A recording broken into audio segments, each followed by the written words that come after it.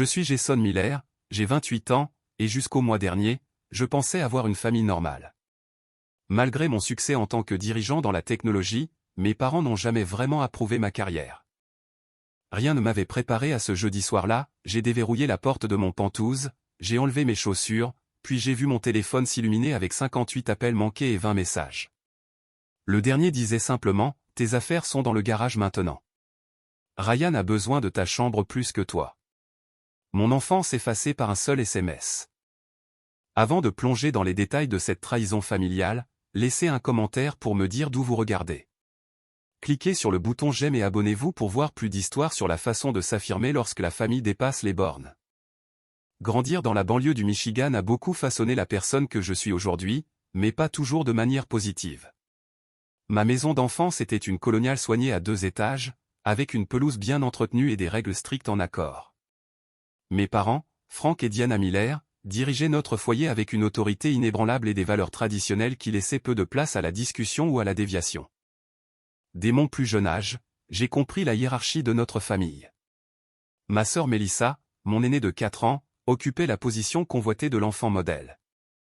Elle excellait dans les activités que mes parents valorisaient, jouer du piano lors des fonctions religieuses, rejoindre l'équipe de débat, et finalement, poursuivre des études de commerce à l'université locale où mon père avait des relations. Ces réussites étaient célébrées avec enthousiasme. Ces événements scolaires étaient suivis sans poser de questions. Ses opinions étaient valorisées à table. Mes centres d'intérêt étaient différents. Les ordinateurs m'ont fasciné dès le moment où mon école primaire a installé son premier laboratoire informatique. Je passais des heures à apprendre les bases de la programmation, à créer des jeux simples et à explorer le potentiel de la technologie. Ces passe-temps étaient vus avec suspicion chez nous. Jouer avec des ordinateurs, disait mon père avec dédain, cela ne mettra jamais de nourriture sur la table comme une vraie carrière. L'entreprise familiale était la Quincaillerie Miller, un magasin que mon grand-père avait lancé et que mon père avait étendu à 3 emplacements dans le comté. Il était entendu, même si cela n'était jamais directement dit, que je finirais par rejoindre l'entreprise. Mon aptitude pour la technologie était traitée comme une phase passagère, non comme une véritable voie de carrière. Le magasin a soutenu cette famille pendant 2 générations, me rappelait mon père. Il a payé cette maison, tes vêtements, ta nourriture. Il y a de la dignité à continuer ce que ton grand-père a construit. Le lycée a apporté les premiers conflits majeurs. Alors que mes pères recevaient des félicitations pour leur lettre d'acceptation à l'université, mes parents ont réagi à ma bourse d'études en informatique avec une déception visible. 4 ans de perdu sur quelque chose sans avenir, a soupiré ma mère lorsque je leur ai montré la lettre de récompense. Ton cousin Thomas est déjà assistant gérant du magasin Northside, et il n'a que 19 ans. Malgré leur désapprobation, je suis parti à l'université, déterminé à forger ma propre voie. Ces 4 années ont été transformatrices, des cours stimulants, des professeurs inspirants et des pairs qui partageaient mon enthousiasme pour la technologie. Pour la première fois, mes intérêts ont été validés au lieu d'être rejetés. Après l'obtention du diplôme sont venues les années de vaches maigres qui ont mis ma détermination à l'épreuve. Mon premier emploi dans une start-up en difficulté me rapportait à peine de quoi partager un appartement avec 3 colocataires. Des journées de 16 heures étaient courantes, alimentées par des nouilles instantanées et la conviction que nous construisions quelque chose d'important. Lorsque l'entreprise a fermé 18 mois plus tard, j'ai passé des semaines à dormir sur les canapés d'amis, à prendre des petits boulots de codage en freelance et à ignorer les messages vocaux de mon père suggérant qu'il était temps d'arrêter de jouer et de rentrer à la maison. Le déclic est venu de manière inattendue. Une application que j'avais développée les week-ends, un outil pour aider les petites entreprises à gérer leur stock, a attiré l'attention d'un capital risqueur lors d'un événement de réseautage. En 6 mois, j'avais un financement, une petite équipe et une base d'utilisateurs croissante. 3 ans plus tard, lorsqu'une grande entreprise de technologie nous a acquis, j'ai rejoint leur équipe de direction en tant que directeur du développement de produits, puis je suis devenu vice-président. Le succès financier n'a pas amélioré ma relation avec mes parents. Au contraire, il a mis en évidence les différences fondamentales dans nos valeurs. Ils percevaient ma carrière comme de la chance plutôt que comme un travail mérité, comme temporaire plutôt que durable. Les appels à la maison sont devenus des exercices d'esquive, ma mère me demandait quand j'allais m'installer, et mon père me suggérait d'investir mon argent d'ordinateur dans l'expansion de la quincaillerie familiale. Pendant ce temps, ma sœur Melissa avait suivi le chemin attendu, épousant Ryan peu après l'université et prenant un poste de direction au magasin familial. Mais leur narration parfaite a commencé à montrer des fissures lorsque Ryan a perdu son emploi de comptable à cause d'une restructuration d'entreprise. Ce fut la première des nombreuses positions qu'il allait enchaîner. Chaque fois, il y avait une explication qui l'absolvait de toute responsabilité, un patron difficile, un lieu de travail toxique, une mauvaise gestion de l'entreprise. Alors que l'emploi de Ryan devenait de plus en plus sporadique, le soutien de mes parents restait inébranlable. Ils offraient une aide financière, des contacts professionnels et une compréhension infinie. Ryan traverse une période difficile, expliquait ma mère.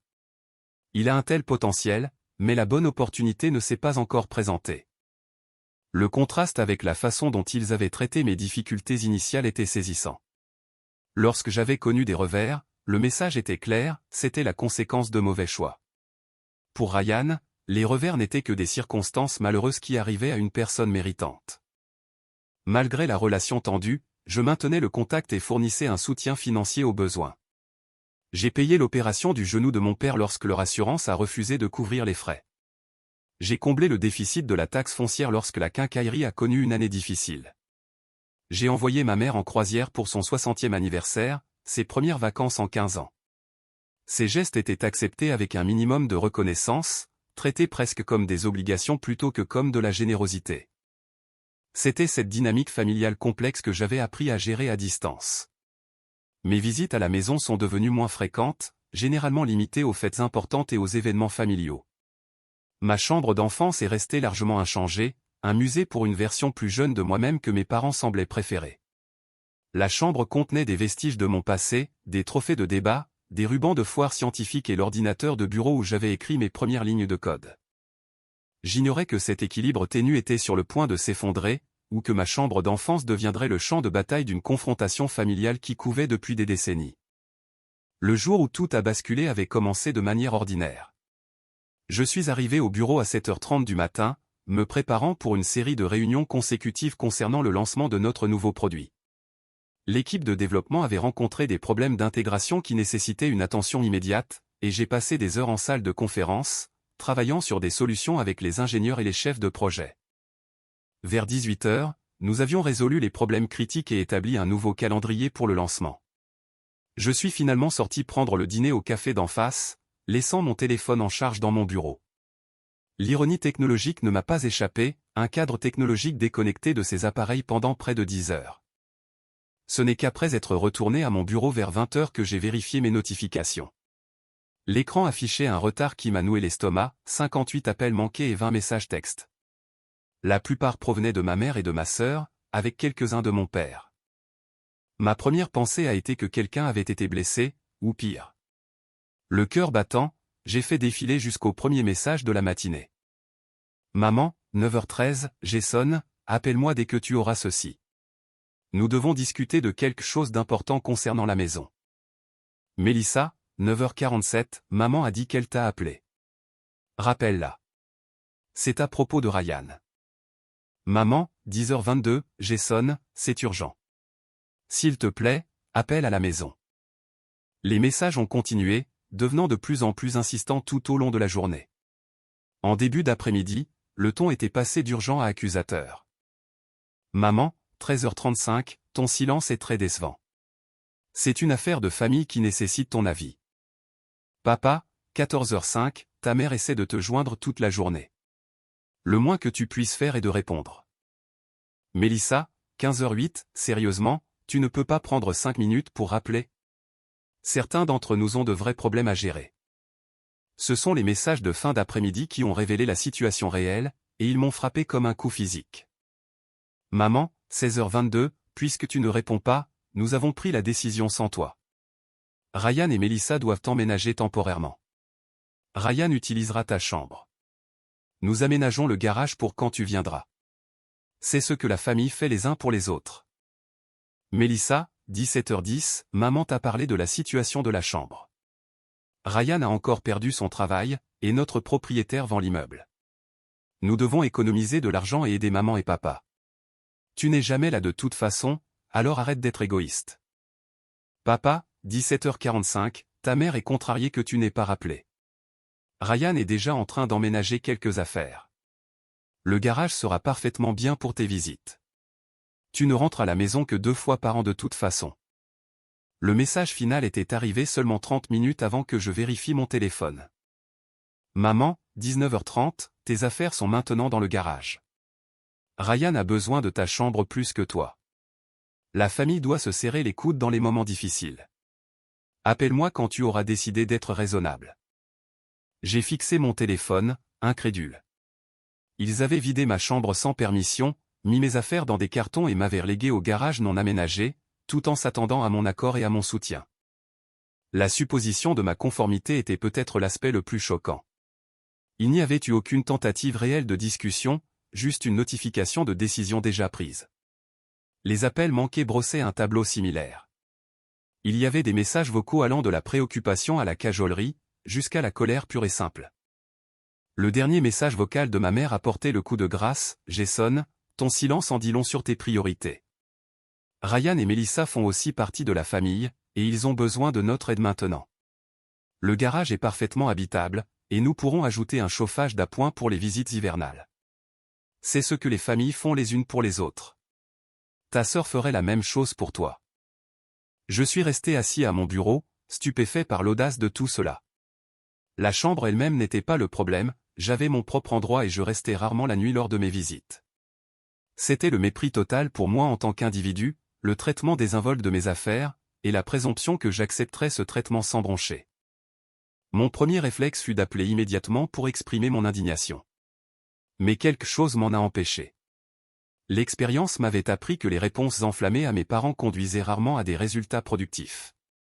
Au lieu de cela, j'ai envoyé un SMS à mon meilleur ami, Marcus, quelqu'un qui avait été témoin de la dynamique familiale pendant des années. Besoin de perspective. Parents ont donné ma chambre à mon beau-frère sans demander, mis mes affaires au garage et sont maintenant en colère parce que je ne suis pas reconnaissant. Est-ce que j'exagère? Marcus a appelé immédiatement. Mon vieux, tu es sérieux? C'est n'importe quoi. Ils ont juste décidé ça aujourd'hui et s'attendaient à ce que tu sois disponible pour te consulter selon leur horaire, pendant que tu travailles? Son indignation m'a aidé à clarifier mes pensées. Ce n'était pas un incident isolé, mais une partie d'un modèle de manque de respect qui caractérisait notre relation depuis des années. Mes sentiments et mes limites n'avaient jamais reçu la même considération que ceux de ma sœur ou de son mari. « Qu'est-ce que tu vas faire ?» a demandé Marcus après que je lui ai expliqué toute la situation. « J'ai besoin de temps pour réfléchir », ai-je répondu.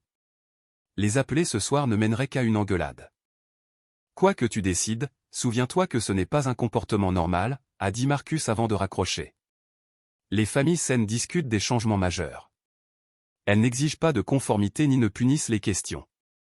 J'ai passé le reste de la soirée dans mon Penthouse, entouré par la vie que j'avais bâtie pour moi-même, contemplant comment répondre à cette dernière crise familiale. L'ironie ne m'a pas échappé. Alors que mes parents vidaient ma chambre d'enfant pour faire de la place à mon beau-frère au chômage, j'étais assis dans un Penthouse que j'avais acheté grâce à des années de dur labeur dans la carrière qu'ils avaient tant méprisée. En allant me coucher cette nuit-là, j'ai pris une décision. J'irai chez mes parents le lendemain pour voir la situation de première main et avoir une conversation, attendue depuis longtemps, sur le respect et les limites. Le temps d'éviter les conflits pour maintenir la paix était révolu. Les 3 heures de route jusqu'à la maison de mes parents le lendemain matin m'ont donné amplement le temps d'organiser mes pensées. J'avais décidé d'aborder la situation calmement mais fermement, en abordant non seulement le problème de la chambre, mais aussi le modèle de manque de respect qu'il représentait. Au moment où je me suis garé dans l'allée familière, je me sentais préparé à ce qui m'attendait. Ce à quoi je n'étais pas préparé, c'était la scène qui m'a accueilli alors que j'approchais de la porte d'entrée. À travers la fenêtre du salon, je pouvais voir Ryan portant ce qui semblait être ses vêtements dans ma chambre d'enfant. La porte était ouverte, et de mon point de vue, je pouvais voir que la pièce avait déjà été transformée. Mon bureau avait disparu, remplacé par l'équipement d'exercice de Ryan. Les étagères qui contenaient mes manuels d'informatique affichaient maintenant les souvenirs sportifs de Ryan. J'ai pris une profonde inspiration et j'ai sonné à la porte.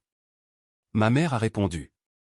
Son expression initiale de surprise a été rapidement masquée par une posture défensive. « Jason, nous ne t'attendions pas aujourd'hui.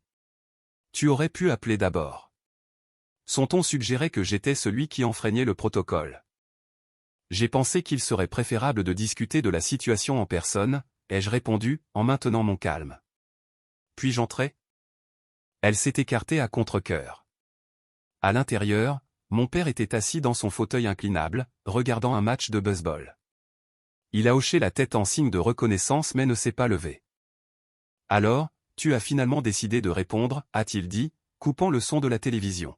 « Ta mère était contrariée toute la journée hier. » Avant que je puisse répondre, Mélissa a émergé de mon ancienne chambre. « Oh, tu t'es vraiment montré. » Du théâtre comme d'habitude, Jason. Tu aurais pu simplement rappeler comme une personne normale.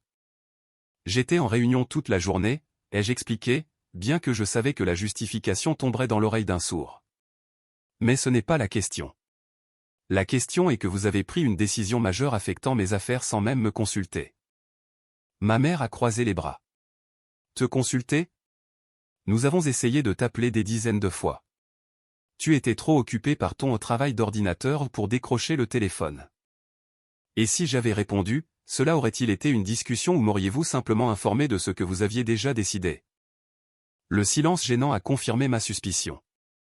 Ryan et Mélissa ont besoin de notre aide maintenant, a finalement dit ma mère, sa voix prenant le ton de la martyre que je connaissais bien. Ryan a perdu sa position au cabinet comptable. Le nouveau gérant avait des attentes déraisonnables. Ryan est apparu dans le couloir, l'air mal à l'aise, mais pas particulièrement désolé. « Salut, Jason. Dommage pour la chambre, mais nous apprécions vraiment l'aide de tes parents. Et vous aviez besoin spécifiquement de ma chambre parce que, ai-je lancé. Mon père est intervenu dans la conversation. C'est la plus grande chambre à part la suite parentale. Ryan et Mélissa ont besoin d'espace. Ils ont beaucoup de choses. Tu as réussi maintenant, avec ton appartement chic en ville. Tu ne vis même plus ici. Ce n'est pas la question, ai-je rétorqué. La question est le respect. Vous auriez pu m'appeler la semaine dernière, m'expliquer la situation et me demander ce que j'en pensais. Au lieu de cela, vous avez attendu la dernière minute, exigé une réponse immédiate pendant ma journée de travail, puis agi sans mon avis. Notre maison, nos règles, a répondu mon père, se rabattant sur la phrase qu'il avait utilisée tout au long de mon enfance pour mettre fin aux discussions. Nous n'avons pas besoin de ta permission pour utiliser les pièces de notre propre maison. Mélissa s'est avancée, son expression pleine de suffisance. Jason, tout n'est pas centré sur toi. Ryan et moi ne pouvons pas payer le loyer en ce moment. Le propriétaire a vendu notre immeuble et nous avons 30 jours pour déménager. Ryan est entre deux emplois, et mon salaire au magasin couvre à peine l'épicerie. Où étions-nous censés aller? Je comprends que vous êtes dans une situation difficile, ai-je dit, maintenant mon calme. Et j'aurais été heureux d'aider à trouver une solution, mais il ne s'agissait pas de vous aider. Il s'agissait de prendre des décisions sans respect pour moi ou mes affaires. Quelles affaires? A raillé ma mère. De vieux trophées et des livres d'informatique. Nous avons tout emballé soigneusement. Tout est dans le garage. Laissez-moi voir, ai-je dit, me dirigeant vers la porte latérale qui menait au garage. Ce que j'y ai trouvé m'a envoyé une vague de choc. Mes affaires n'avaient pas été soigneusement emballées, comme l'affirmait ma mère. Elles avaient été jetées à la hâte dans des sacs poubelles et des boîtes en carton. Mes trophées de débat étaient empilés pêle-mêle dans un coin, l'un avec sa figurine cassée. L'ordinateur, où j'avais écrit mes premiers programmes, gisait sur le côté, au-dessus d'une boîte, le boîtier fissuré par une manipulation négligente. Le plus troublant était la découverte de plusieurs sacs poubelles noirs près de la porte. En ouvrant un, j'ai trouvé mes journaux d'enfance, mes certificats de foire scientifique et les livres de programmation que j'avais conservés pendant des années. Ils étaient positionnés comme s'ils étaient prêts à être jetés à la poubelle. Je suis retourné au salon, la colère menaçant maintenant de prendre le dessus sur mon calme. Vous aviez l'intention de jeter mes affaires. Nous devions faire de la place, a répondu ma mère, sur la défensive. Ces vieux papiers et livres ne faisaient qu'accumuler la poussière. Ces vieux papiers incluent mes premières récompenses en programmation, la carrière que vous avez méprisée pendant des années, m'équipe maintenant pour beaucoup de choses dont vous avez besoin. Mon père a agité la main avec dédain. S'ils sont si importants, emporte-les avec toi.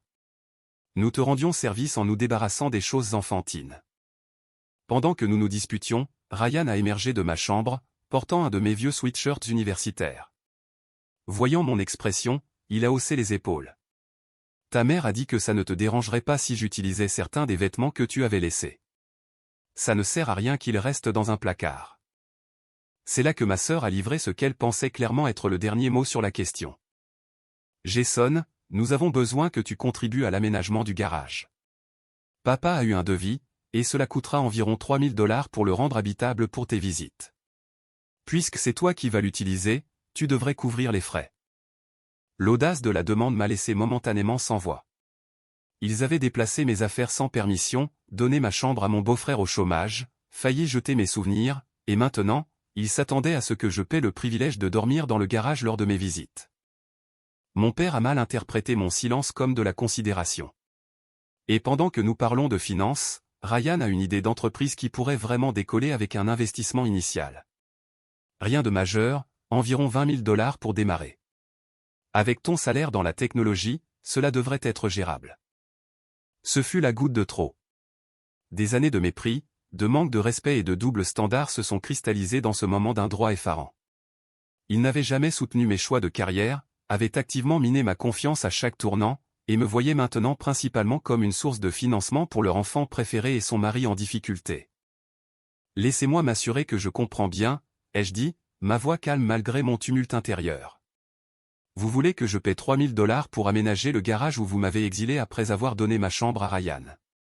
De plus, vous voulez que j'investisse 20 000 $ dans une entreprise pour Ryan, qui a perdu. Combien d'emplois maintenant? Ce n'est pas juste, a interrompu Melissa. Ryan a eu de la malchance avec les employeurs. Tout le monde n'a pas un traitement de faveur dans le monde de la technologie comme toi. Il ne s'agit pas de l'historique d'emploi de Ryan, ai-je rétorqué. Il s'agit de respect, quelque chose qui a constamment fait défaut dans la façon dont cette famille me traite. L'expression de ma mère s'est durcie. Si tu ne peux pas aider ta sœur dans son heure de besoin, alors peut-être que tu devrais reconsidérer ce que la famille signifie pour toi après tout ce que nous avons fait pour toi. Qu'avez-vous fait exactement pour moi, ai-je demandé doucement. Vous avez rejeté mes choix de carrière, minimisé mes réussites, et maintenant, vous vous êtes débarrassé de mes affaires sans mon consentement. À quel moment de cette relation ai-je été traité avec le même respect que vous accordez automatiquement à Melissa et Ryan? La question est restée en suspens, sans réponse, car sa prémisse était indéniable. Si c'est ce que tu ressens, a finalement dit mon père, alors peut-être que tu devrais prendre ce qu'il te reste et partir. La famille, c'est se soutenir, pas compter les points. C'est exactement mon point, ai-je répondu. Le soutien dans cette famille n'a toujours circulé que dans une seule direction. Sur ce, je suis retourné au garage et j'ai commencé à rassembler les objets qui comptaient le plus pour moi. Le journal, les certificats et quelques souvenirs qui représentaient des jalons importants. Pendant que je travaillais, l'ampleur de la rupture qui était en train de se produire s'est abattue sur moi. Il ne s'agissait pas seulement d'une chambre ou de biens. Il s'agissait de reconnaître un dysfonctionnement fondamental qui avait façonné notre dynamique familiale pendant des décennies. Le trajet de retour vers mon Pentouse a été à la fois épuisant émotionnellement et étrangement libérateur. Pour la première fois peut-être dans ma vie d'adulte, j'avais directement confronté l'inégalité qui caractérisait mes relations familiales. J'avais nommé le manque de respect qui avait été normalisé pendant si longtemps et, ce faisant, j'avais modifié quelque chose de fondamental dans notre dynamique. Alors que je transportais les boîtes sauvées de mon enfance dans mon Pentouse, le contraste entre ma vie actuelle et la perception que ma famille avait de moi n'avait jamais été aussi frappant. Le salon spacieux, avec des fenêtres allant du sol au plafond donnant sur la ligne d'horizon de la ville, représentait tout ce que j'avais construit pour moi-même, malgré et non grâce à le soutien de ma famille. Mon téléphone avait vibré tout au long du trajet du retour. Les messages de ma mère oscillaient entre la culpabilisation, « Je ne peux pas croire que tu aies parlé à ton père de cette façon », et les tentatives de minimiser ce qui s'était passé, « Tu exagères comme d'habitude ». Les messages de ma sœur étaient plus directement accusateurs, « Merci d'avoir tout gâché. Maman pleure depuis que tu es parti. » J'ai posé le téléphone sur le comptoir de ma cuisine et j'ai pris une décision qui s'imposait depuis longtemps. J'allais prendre du temps loin de ma famille pour établir des limites claires. La première étape était financière. Pendant des années, j'avais soutenu mes parents de diverses manières, sans le dire. Je payais leurs factures de téléphone portable dans le cadre de mon forfait familial. Je couvrais la différence lorsque la quincaillerie avait des mois difficiles. J'avais même pris en charge les paiements de leur voiture au cours de la dernière année après que mon père s'était plaint du taux d'intérêt de leur prêt. Ces enchevêtrements financiers avaient créé une dynamique malsaine où mon soutien était attendu mais jamais reconnu. Il était temps de me dégager, non par méchanceté, mais comme une étape nécessaire vers une relation plus saine, si tant est qu'une telle chose soit possible. J'ai passé le week-end à téléphoner et à séparer nos affaires financières. J'ai retiré mes parents de mon forfait familial de téléphone portable, j'ai transféré le prêt automobile à leur nom et j'ai appelé les compagnies de services publics pour retirer mes informations de paiement automatique. Ce n'étaient pas des actions punitives, mais nécessaires. Je ne pouvais pas continuer à permettre une relation où j'étais simultanément tenu pour acquis et manqué de respect. Mes amis m'ont apporté un soutien crucial pendant cette transition difficile. Marcus est venu avec des plats à emporter samedi soir, écoutant pendant que je digérais les événements des derniers jours. J'y pense depuis un moment, a-t-il dit alors que nous étions assis sur mon balcon.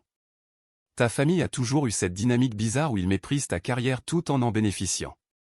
Tu te souviens quand ta mère s'est plainte de ton travail d'ordinateur tout en utilisant l'iPhone que tu lui avais acheté? Elena, une autre amie proche qui avait été témoin de beaucoup de mes luttes familiales, a appelé pour prendre de mes nouvelles après que je lui ai envoyé un SMS sur la situation. Il ne s'agit pas de la chambre, a-t-elle insisté. Il s'agit du fait qu'ils ne te voient jamais clairement. Ils ont créé une narration sur toi en tant qu'enfant moins performant et ils ne peuvent pas la modifier même lorsque la réalité les contredit complètement. Leurs perspectives ont aidé à renforcer le fait que ma réaction n'était ni excessive ni injustifiée. Pendant des années, j'avais minimisé le dysfonctionnement de mes relations familiales, trouvant des excuses pour un comportement qui serait inacceptable de la part de n'importe qui d'autre. L'incident de la chambre avait simplement rendu le schéma trop évident pour être ignoré plus longtemps. Le premier test de mes nouvelles limites est arrivé plus tôt que prévu. Pendant 2 semaines, il y a eu un silence relatif de ma famille, à part des messages passifs-agressifs occasionnels auxquels j'ai choisi de ne pas répondre. Puis, un mardi soir, mon téléphone s'est illuminé avec un appel de mon père. Le premier contact direct depuis notre confrontation. J'ai répondu par un « allô » neutre, incertain de ce à quoi m'attendre. Jason, a commencé mon père, sa voix manquant de son ton autoritaire habituel. Nous semblons avoir quelques problèmes avec les services publics.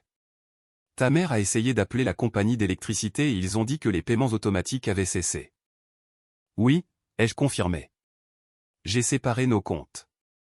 Je ne couvrirai plus ces factures. Il y a eu un moment de silence stupéfait avant qu'il ne réponde, sa voix montant. Tu ne peux pas juste nous couper comme ça. Ta mère et moi avons un revenu fixe. Le magasin a eu du mal. Et avec Ryan et Melissa qui restent avec nous maintenant, nos dépenses ont augmenté. Je comprends que les finances sont serrées, ai-je répondu calmement. Mais je ne peux pas continuer à soutenir un foyer où je ne suis pas traité avec respect. Il s'agit encore de la chambre? Tu punis ta mère pour une stupide chambre. Il ne s'agit pas de punition, ai-je expliqué. Il s'agit d'établir des limites saines. Pendant des années, j'ai fourni un soutien financier pendant que mes choix de carrière étaient méprisés et que mes affaires étaient traitées négligemment. Cette dynamique doit changer. La conversation s'est détériorée à partir de là, se terminant par mon père déclarant que je n'étais plus le fils qu'il avait élevé et raccrochant brusquement. Quelques minutes plus tard, ma mère a appelé, la voix larmoyante, décrivant comment l'électricité pourrait être coupée si la facture n'était pas payée immédiatement. Maman, ai-je dit doucement mais fermement. Toi et papa avez géré les finances du ménage pendant des décennies. Vous saviez que ces factures existaient. Le fait que vous n'ayez pas budgétisé pour elle une fois que j'ai retiré mon soutien indique un problème plus vaste que je ne peux pas résoudre pour vous. Par l'intermédiaire d'amis communs et de la famille élargie, j'ai appris plus de choses sur la situation chez mes parents dans les semaines qui ont suivi. La dernière idée d'entreprise de Ryan, une application pour connecter les propriétaires avec des hommes à tout faire locaux, n'avait pas réussi à obtenir d'investisseurs supplémentaires. Mes parents avaient apparemment contribué plusieurs milliers de dollars de leurs économies de retraite, argent qui était maintenant perdu sans rien à montrer. Melissa avait réduit ses heures à la quincaillerie, affirmant que le stress de la situation affectait sa santé. Cela a encore tendu les finances de mes parents, car ils soutenaient maintenant 3 adultes avec seulement le revenu de retraite partiel de mon père et les bénéfices décroissants du magasin. L'électricité a effectivement été coupée pendant 48 heures avant que mes parents ne parviennent à négocier un plan de paiement.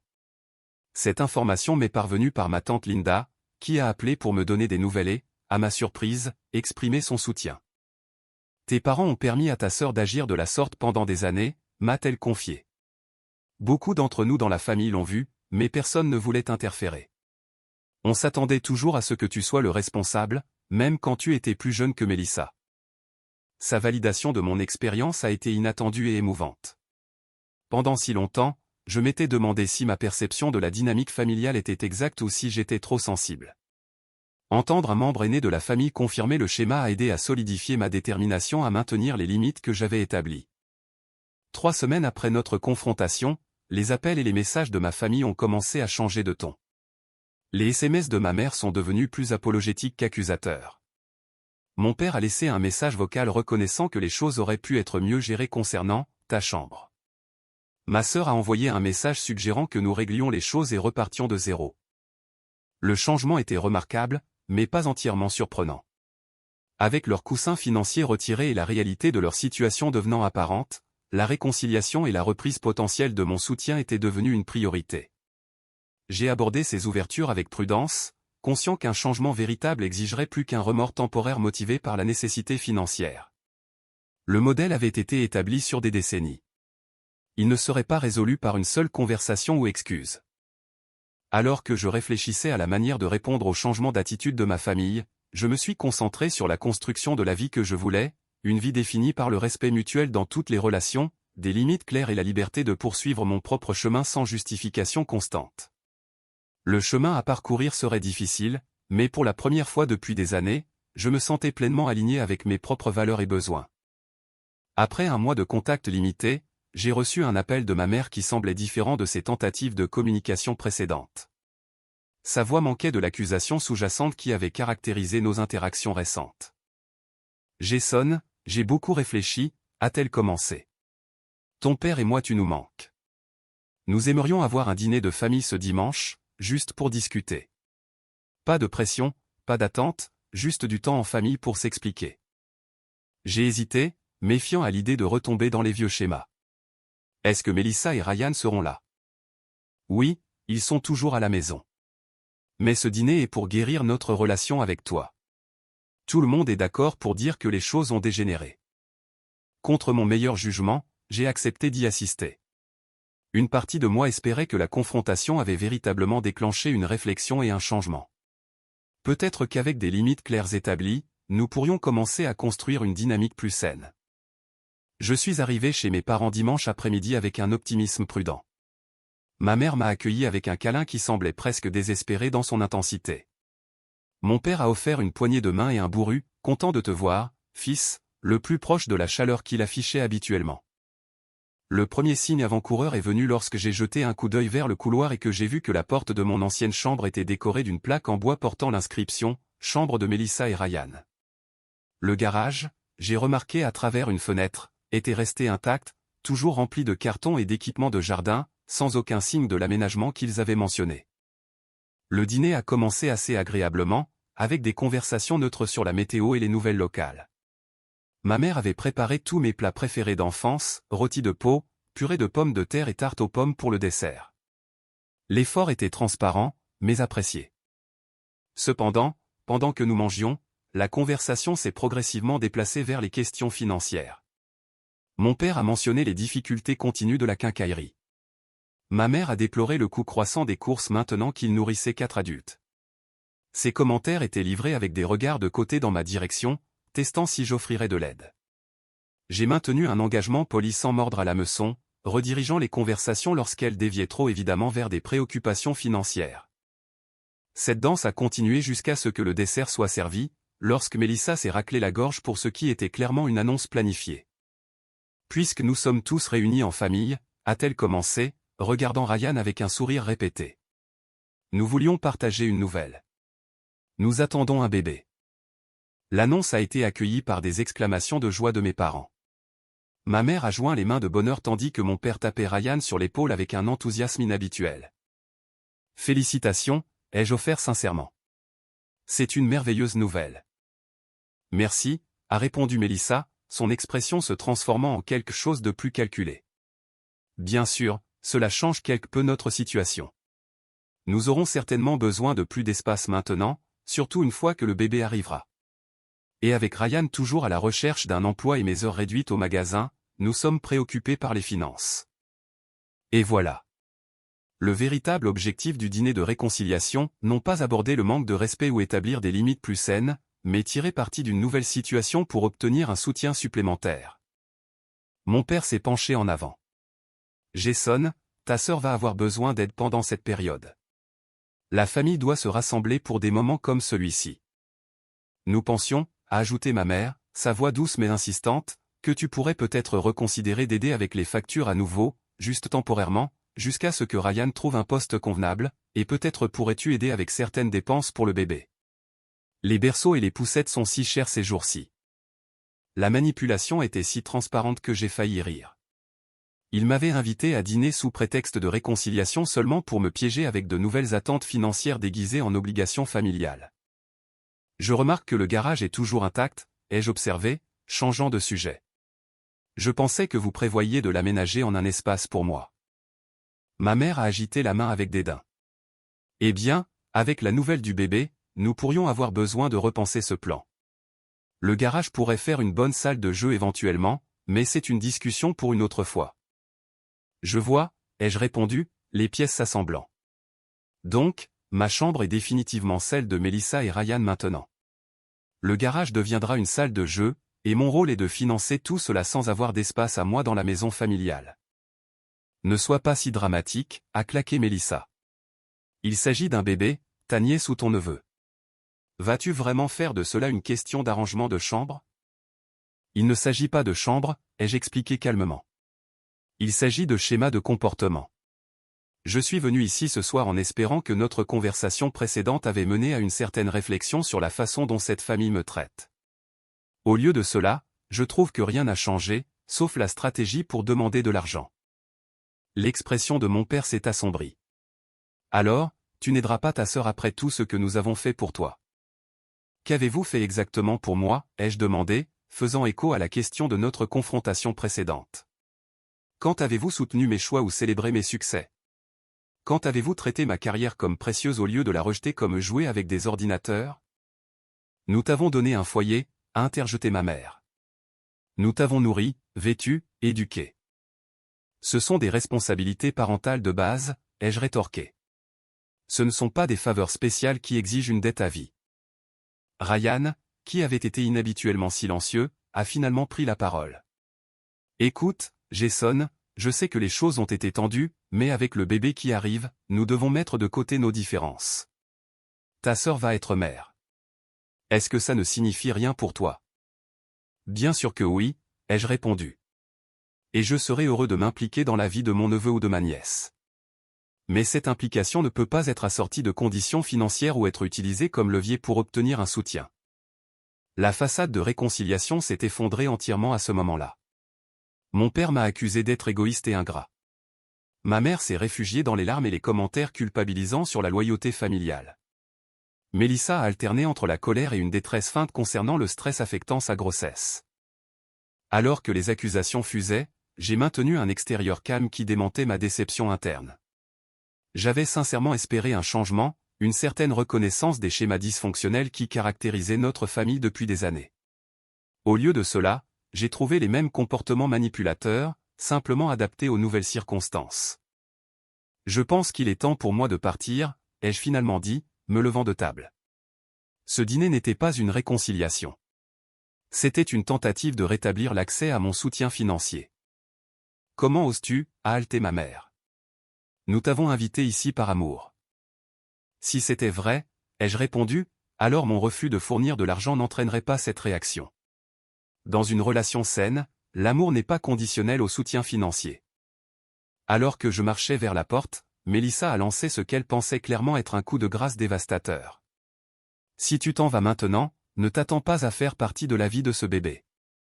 Je me suis retourné une dernière fois. Cette menace illustre parfaitement le problème. Vous considérez les relations comme transactionnelles. L'accès à mon neveu ou ma nièce est utilisé comme levier pour un gain financier. Ce n'est pas de la famille. C'est de la manipulation. Le retour à la maison était lourd de finalité. J'avais donné une chance sincère à la réconciliation, espérant que des limites claires pourraient mener à des interactions plus saines. Au lieu de cela, j'avais constaté que les schémas étaient trop profondément enracinés pour des solutions simples. Aussi douloureuse que fut la réalisation, elle a également apporté de la clarté. Aller de l'avant exigerait d'accepter que la dynamique familiale pourrait ne jamais changer. Mes options étaient de continuer à participer au dysfonctionnement ou de construire une vie définie par des relations plus saines, même si cela signifiait créer une distance avec ma famille d'origine. Cette nuit-là, j'ai pris la décision difficile de bloquer temporairement les numéros de ma famille. Ce n'était pas une solution permanente, mais j'avais besoin d'espace pour traiter les événements de la soirée sans la pression constante de leurs messages et appels. Les limites que j'avais établies n'étaient pas respectées, et parfois, la seule façon d'appliquer une limite est de supprimer physiquement la possibilité de sa violation. Alors que je regardais les lumières de la ville depuis la fenêtre de mon Penthouse, j'ai ressenti un mélange complexe de chagrin et de détermination. La famille que j'avais toujours espérée pourrait ne pas exister, mais je pouvais toujours créer des liens basés sur le respect mutuel et l'attention sincère. Le chemin à parcourir serait difficile, mais nécessaire pour mon propre bien-être. Les mois qui ont suivi l'échec du dîner de réconciliation ont été transformateurs d'une manière que je n'avais pas anticipée. Sans la constante énergie dépensée par le drame familial, je me suis retrouvé avec de l'énergie émotionnelle à investir dans la croissance personnelle et des relations significatives. La première étape de mon parcours de guérison a été de trouver un thérapeute spécialisé dans la dynamique familiale. Le docteur Lipton m'a aidé à comprendre que le comportement de ma famille suivait des schémas classiques d'enchevêtrement et de complaisance. Nos séances hebdomadaires sont devenues un espace pour démêler des années de conditionnement qui m'avaient laissé le sentiment d'être responsable du bien-être de ma famille tout en recevant peu de soutien en retour. Ce que vous décrivez est une dynamique courante dans les familles avec un individu identifié comme fort et un autre identifié comme ayant besoin d'aide, a-t-elle expliqué lors d'une séance particulièrement éclairante. Dès votre plus jeune âge, vous avez été catalogué comme autonome et capable, tandis que votre sœur était perçue comme nécessitant une aide et des ressources supplémentaires. Ces rôles se renforcent mutuellement avec le temps. Comprendre le schéma n'a pas immédiatement éliminé la culpabilité et le doute qui refaisaient surface régulièrement. Il y avait des nuits où je remettais en question ma décision d'établir des limites fermes, me demandant si j'exagérais ou si j'étais inutilement dur. Le docteur Lipton m'a aidé à reconnaître ces pensées comme le résultat d'années de conditionnement plutôt que comme des reflets précis de la situation. La culpabilité saine motive la réparation lorsque nous avons sincèrement fait du tort à quelqu'un, a-t-elle noté. Ce que vous vivez est une culpabilité toxique, la fausse croyance qu'établir des limites appropriées est en quelque sorte préjudiciable aux autres. Alors que ma perspective changeait, j'ai recommencé à me connecter avec des membres de la famille élargie qui avaient été témoins de la dynamique de l'extérieur. Ma tante Linda est devenue une source inattendue de soutien et de validation. Au cours d'une longue conversation téléphonique, elle a partagé des observations qui confirmaient que mon expérience n'était pas imaginée ou exagérée. Tes parents ont toujours eu des attentes différentes pour toi et Mélissa, a-t-elle confirmé. Quand tu avais 16 ans et que tu voulais assister à ce camp de codage d'été, ils ont dit que c'était trop cher, mais la même année, ils ont dépensé 2 fois plus pour la virée shopping de Mélissa avant l'université. Beaucoup d'entre nous l'ont remarqué, mais ce n'était pas notre place d'interférer.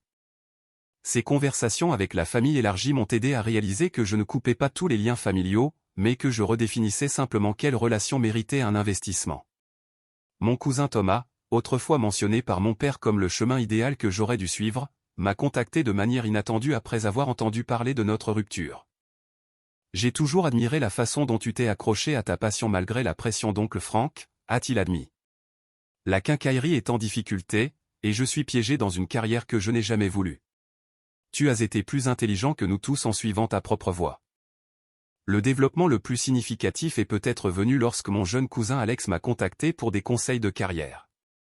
À 22 ans, il faisait face à une pression familiale similaire pour suivre des chemins conventionnels plutôt que de poursuivre son intérêt pour le marketing numérique.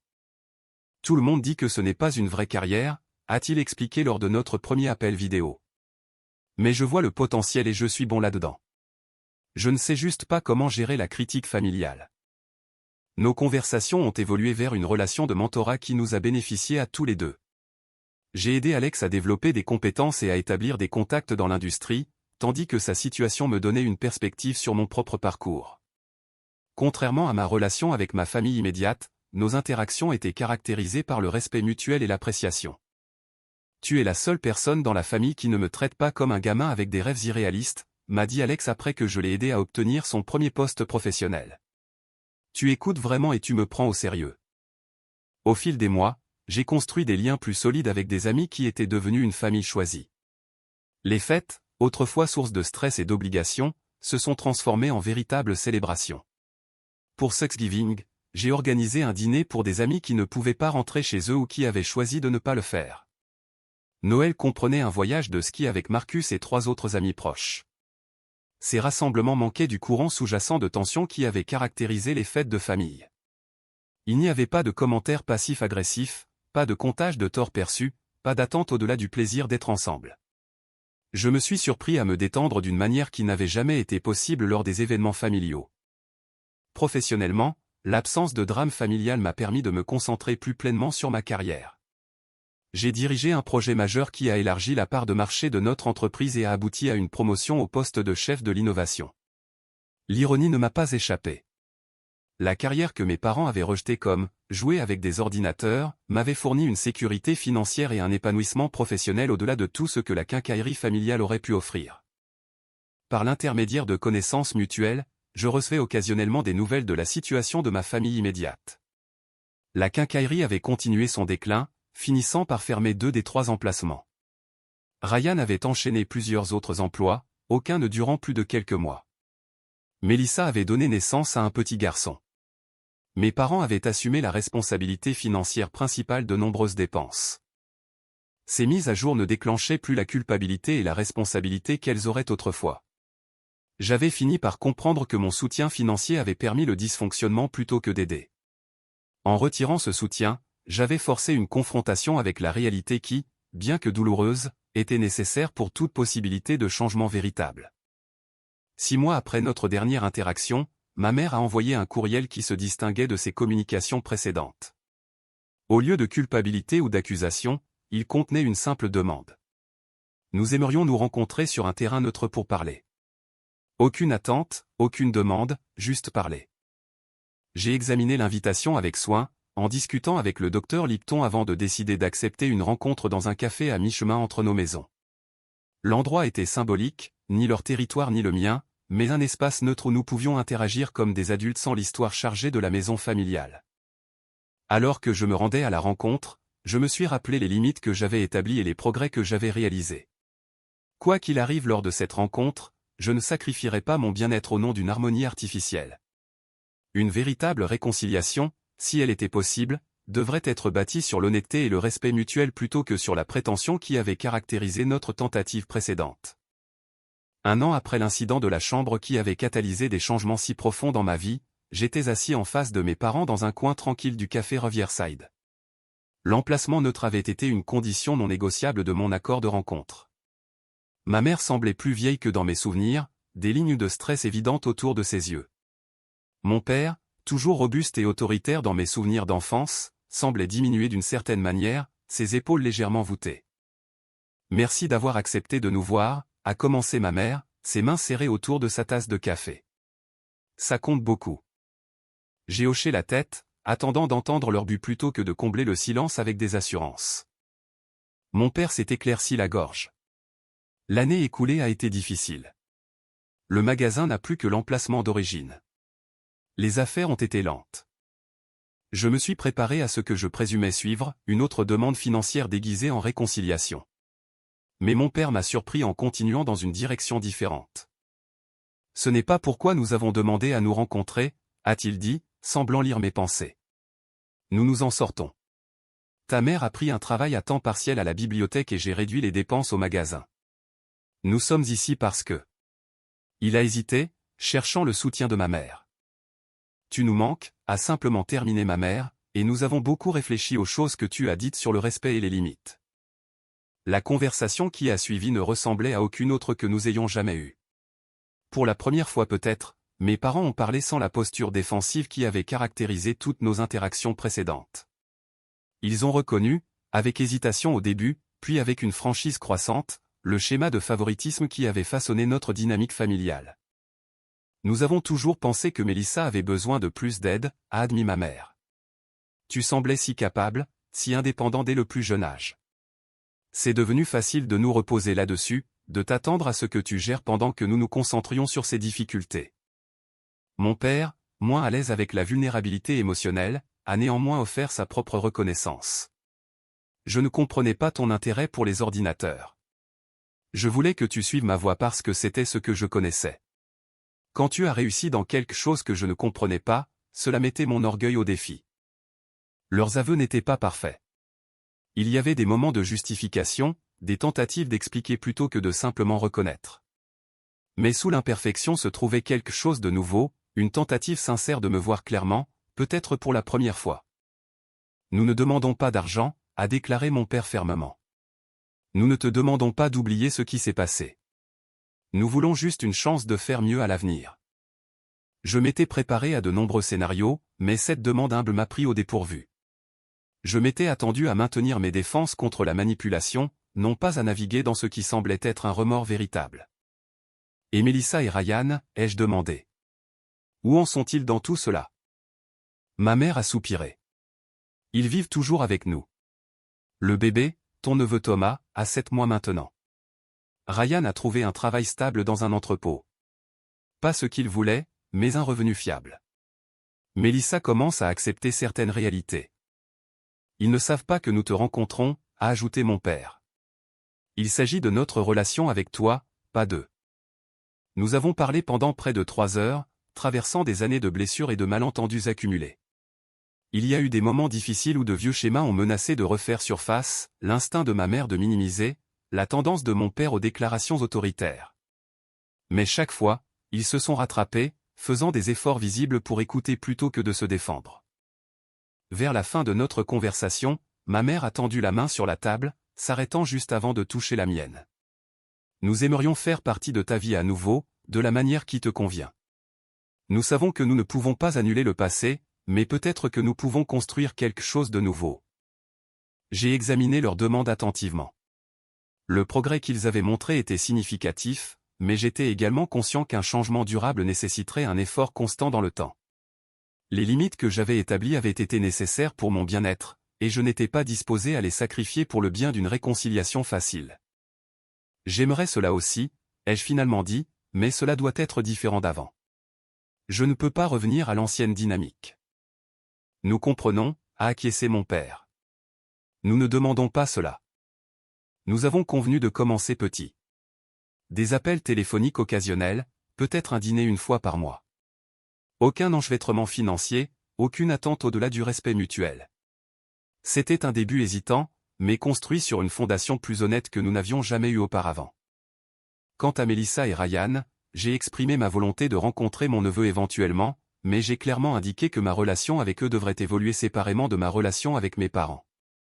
Le système familial enchevêtré qui nous avait définis pendant si longtemps était en train d'être démantelé, remplacé par des limites plus claires et des connexions individuelles. Dans les mois qui ont suivi cette rencontre initiale, nous avons lentement reconstruit notre relation. Il y a eu des revers, des moments où de vieux schémas ont refait surface et ont dû être abordés. Mais il y a eu aussi des progrès véritables. Mon père a assisté à une conférence de technologie où j'étais conférencier vedette, faisant un effort visible pour comprendre la carrière qu'il avait méprisée pendant si longtemps. Ma mère a commencé à poser des questions sur ma vie et mes intérêts sans immédiatement ramener les conversations à Melissa ou aux obligations familiales. Le plus significatif, c'est qu'ils ont respecté les limites que j'avais maintenues concernant le soutien financier. Lorsque le magasin a fait face à un autre trimestre difficile, ils m'ont informé de la situation mais ont explicitement déclaré qu'ils ne demandaient pas d'aide. Lorsque j'ai finalement offert un petit prêt commercial avec des conditions claires et des attentes de remboursement, c'était mon choix plutôt que leur demande. Le chemin vers une dynamique familiale plus saine continue à ce jour. Il est imparfait, parfois frustrant, mais finalement enrichissant.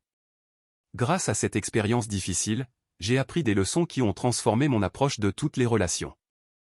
Premièrement, j'ai appris que la famille se définit par le respect, et non seulement par le sang. L'ADN que nous partageons crée un lien, mais ce sont nos choix et nos comportements qui déterminent si ce lien est sain ou préjudiciable. Parfois, le choix le plus aimant est d'établir une distance jusqu'à ce que le respect devienne possible. Deuxièmement, j'ai découvert qu'aider les autres ne devrait jamais se faire au détriment de votre propre bien-être. La véritable générosité découle de l'abondance, et non de l'obligation. Lorsque le soutien est donné par ressentiment ou par peur, il nuit à la fois au donneur et au receveur. Troisièmement, je reconnais l'importance de déceler les tactiques de manipulation et de rester ferme contre elles. La culpabilité, l'obligation et la peur qui m'avaient maintenu attaché à des dynamiques malsaines étaient puissantes, mais elles n'ont finalement pas pu résister à la clarté qui est venue avec la distance et la perspective.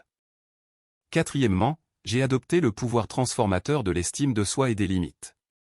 En m'estimant suffisamment pour exiger un traitement respectueux, j'ai changé non seulement ma propre expérience, mais finalement le système familial lui-même. Enfin, j'ai appris que le pardon ne nécessite pas l'oubli.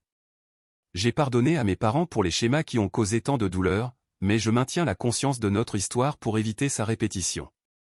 Le pardon m'a libéré de l'amertume sans m'obliger à abandonner le discernement. En repensant à l'incident de la chambre qui a déclenché ce parcours, je peux maintenant le voir comme un catalyseur nécessaire. Le choc d'un tel mépris flagrant a brisé la normalisation qui avait permis au dysfonctionnement de se poursuivre sans contestation pendant des décennies. Il faut parfois un événement dramatique pour illuminer des schémas qui se cachaient à la vue de tous. Alors que je suis assis dans mon Penthouse aujourd'hui, je ressens de la gratitude pour le voyage difficile qui a mené à la croissance. Ma vie est plus riche grâce aux connexions authentiques que j'ai bâties avec des amis devenus famille, et des membres de ma famille qui ont appris à se lier à moi de manière authentique. Le chemin a été douloureux, mais nécessaire, menant à une paix qui aurait été impossible sans confronter directement le dysfonctionnement.